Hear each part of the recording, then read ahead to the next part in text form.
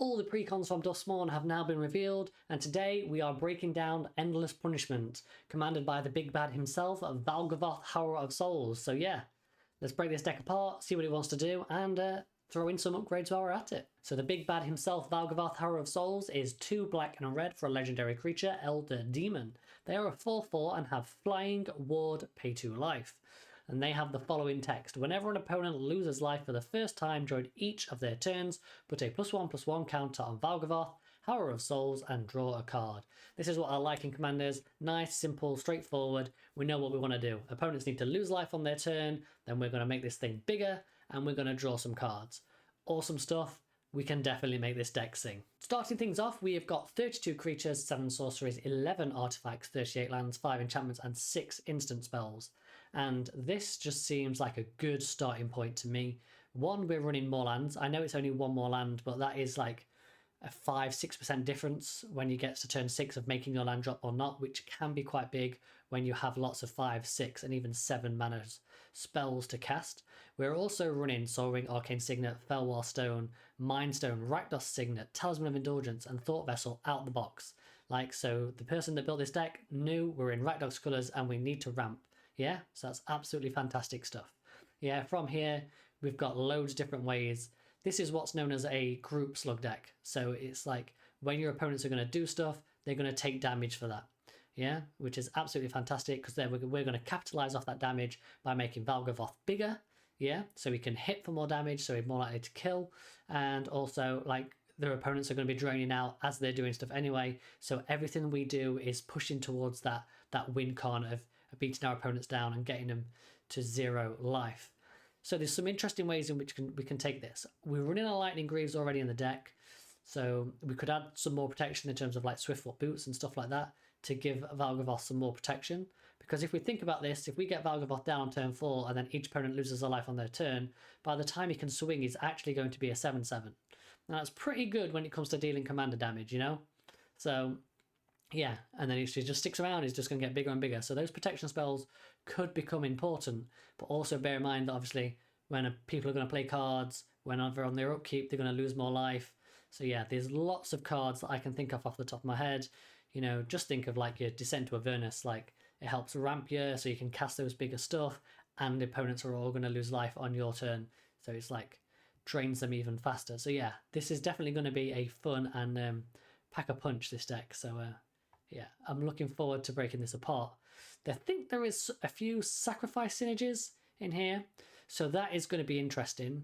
There's a lot of spells like Tectonic Giant where people lose life on your turn, which obviously we don't necessarily want to do. So I think that's where we start to pull things out and streamline it. Like Sir Conrad, when things come in and out of the graveyard, that's all great and everything, but we want to be dealing damage on our opponent's turn, so that's instant speed damage. So yeah. So what we're looking to do with this deck, remove some of the graveyard shenanigans. You know, a bit of it in black, it's all good, but we want to remove some of it.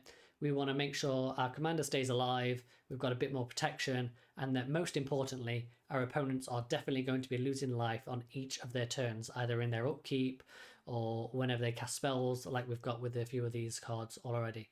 So yeah, awesome stuff. Let's make some opponents lose some life, make Valgavoth big to feed the engine, smash some face. This is going to be a good deck. So I've removed 14 cards from the deck. Now, it was pretty hard to actually make some of these cuts because the deck is pretty well built out of the box. Definitely could be a good pickup for some people. Yeah, Harsh Mentor, it activates off of people activating their activated abilities. Personally, I see most commander decks these days are more synergistic off of triggered abilities, so things that happen automatically when an opponent makes a game action. So yeah, activated abilities I don't think is going to trigger as much, so we're going to replace that with something better.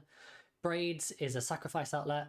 We're not going down the whole sacrifice graveyard route with this deck, so we don't need that. She is, however, a nice source of card draw should you need any card draw for your deck, but obviously if we can consistently make our opponents lose life on their turns, our commander is going to be our card draw engine. Florent cares about opponents losing life on our turn. We want them to lose life on their turn. Mayhem Devil, once again, sack outlet. Noble is an aristocrat's card. When a creature dies, we're going to lose and gain life, etc, etc. Solemn, it's a solid card, but we don't need it because we're in 2 colours, and we've got plenty of artifact ramp, and we're running more lands than the most of the precons. Tectonic Giant, as I alluded to, makes opponents lose life on our turn. We want them to lose life on their turn. Masker Girl is a solid card in the right deck. I think I've probably seen this card pop off maybe once or twice in the entire time it's been out since War of the Spark. So yeah, goodbye. So Comrade the Grim, like I said, we're not going in and out of the graveyard with loads of recursion strategies. So Comrade the Grim is out. Combustion Gearhulk, it mills us, and then obviously opponent's going to lose life, but obviously once again that's all on our turn. We want it to be on their turn. And then it's the same with Fear of Burning Alive. When it enters, it deals damage, and if it hits Delirium, then it is going to deal more damage. So yeah, we don't want to be doing any stuff with the graveyard. Like, we want to be doing life loss on opponent's turns. Signing Blood, it's sorcery speed. Yes, it's a card draw spell, but the nice thing about cards like Signing Blood that are more at instant speed is we can target opponents to make them lose life on their turn. Yeah, awesome stuff. Seance Board, this is based off Morbid. It's just going to generate you more mana. We've got plenty of artifacts, ramp, and lands, like I said earlier. And Bastion of Remembrance, once again, more aristocrats things. Opponent's going to lose life and we're going to gain life whenever a creature we control dies. We can't reliably enact that motion consistently in this deck, so we're just going to focus on dealing damage to our opponents on all of their turns. So yeah, let's dive into the cards that we're adding. We have 14 new cards added to the deck, and if they don't protect our commander, they're damn sure going to hurt our opponents. So we've got Ankh of Mishra. Whenever a land comes into play, its controller is going to take 2 damage. This is a global effect, so it will hurt yourself, but it is heavily going to penalise anybody else that is trying to ramp hard, such as Landfall decks. Swiftfoot Boots, obviously just another great protection spell. We've got Magebane Lizard and Razenkin Needlehead, so when opponents cast spells or draw cards, they're going to take damage. And then we've got Solfin and Torbrand, so obviously when people are taking damage, they're taking more damage. Torbrand is very much like the enchantment, the room enchantment. There you go. If a source will deal damage to a player, they're going to take 2 more. So we're stacking up on those type of effects. We've got Kaya's Ghost Form. So it's again more protection for the commander. If it dies or is exiled, it's going to come back to the battlefield. Obviously, it'll lose its +1/+1 counters, but it saves us having to recast it, and the opponent obviously is going to have to pay ward and 2 life. Yeah. We've then got Rolling Vortex, which deals 1 damage to each player in their upkeep. Once again, it's going to affect you, but obviously that's not a problem. We're going to give our commander lifelink, and we're going to be all good. Descent into Avernus. This is a fantastic ramp spell in this type of deck, because it's going to make treasures on our upkeep, but also deal damage to our opponents on the upkeep for the amount of treasures we make, which is obviously equal to the amount of counters on it. We've got Spell Shock, so whenever somebody tries to cast a spell, or successfully cast a spell I should say, it's going to deal 2 damage to them. We've got Sulfuric Vortex, at the beginning of a player's upkeep, they're going to take 2 damage. Yeah, and it says if they would gain life, they gain no life instead. And then Underworld Dreams, if an opponent is going to draw cards, they're going to take damage as well. So this turns off anybody that is trying to draw a crazy amount of cards, lots of blue players. Somebody starts playing Heuristic Study at your table and you start dropping this stuff. Sorry, but yeah, nobody's going to pay the 1 at that point, and they're just going to take a load of damage and it's going to kill them faster. So yeah, we've got more protection in terms of Imp's Mischief. So if something targets your commander, if it has to be a single target spell, you can then change the target of that and you'll lose life than mana value, but that's fine.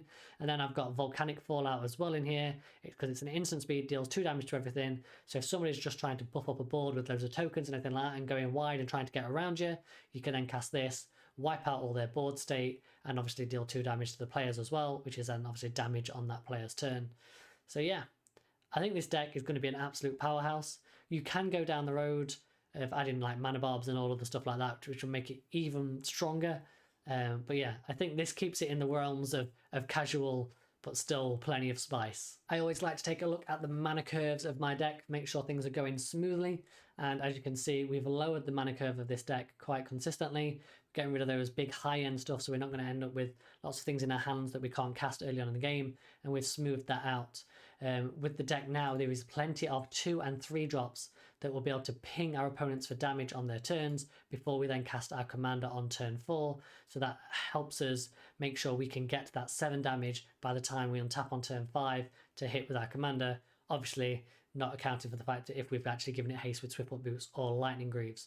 This little 8 drop over here is actually a 4 drop with these rooms, and this 9 mana spell is actually a 1 drop because it's Blast from Sight.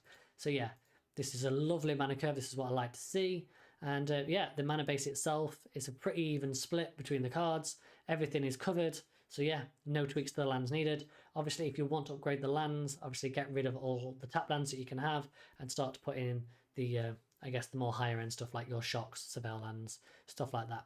So yeah, fetch lands if you want to go down that route. But yeah, solid mana base, solid mana curve for a Precon. Yeah, this deck's going to win some games. Yeah, if you can't tell, I kind of like this deck. It's well built out the box. It's got good synergies already in, a few tweaks, and it's ready to explode, and it takes it from like a 6 to a 7 to an 8, however you want to describe your power level. But yeah, this is definitely going to catch some people off guard.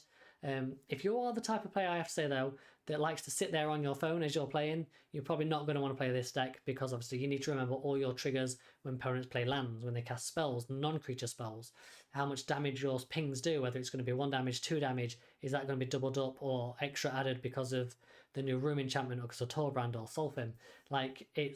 It all changes. So if you're actively paying attention to the board state and all the things that are going off consistently, then this is going to be the deck for you. And if you like to be involved in doing all that type of stuff, then yeah, this is absolutely fantastic deck for you as well. But yeah, this is pure Rakdos deal pain to everybody, which is good stuff. A few cards to mention is the free red spell, which is a protection spell. I've just lost the name of it in my head. I'll throw it up on screen. Deflecting Swat, that's it. So yeah, change the target of a spell, which will help protect your commander as well. There is also Mana Bobs, the enchantment. So whenever people tap lands for mana, it deals damage to them. That will help speed up this game dramatically as well. I didn't include that one because that one could be quite harsh. So yeah, just there's loads of cards you can add to this and choose how you want to do it. Like I said, you could build this as aristocrat sacrifice strategies and go about doing it like that. But yeah, just make opponents lose life on their turns. Use your flyers to get in for your damage, using your Grey Merchant in your Basilisk Collar and stuff like that to make sure you can keep life up. And yeah, and just remove any threats that are going to stop you from swinging in and dealing damage. So yeah, fantastic deck. Well built out of the box. Yeah, what more can I say? If you're into Rakdos, you're into Valgavoth, this is going to be a solid pickup. If you've made it this far, you've obviously liked what I've had to say, so if you could just take a moment to hit that subscribe button or that like button, leave me a comment if you don't want to commit that much, I understand. But yeah, that would be absolutely fantastic. Thank you all for watching, and I will see you all in the next video. Goodbye for now.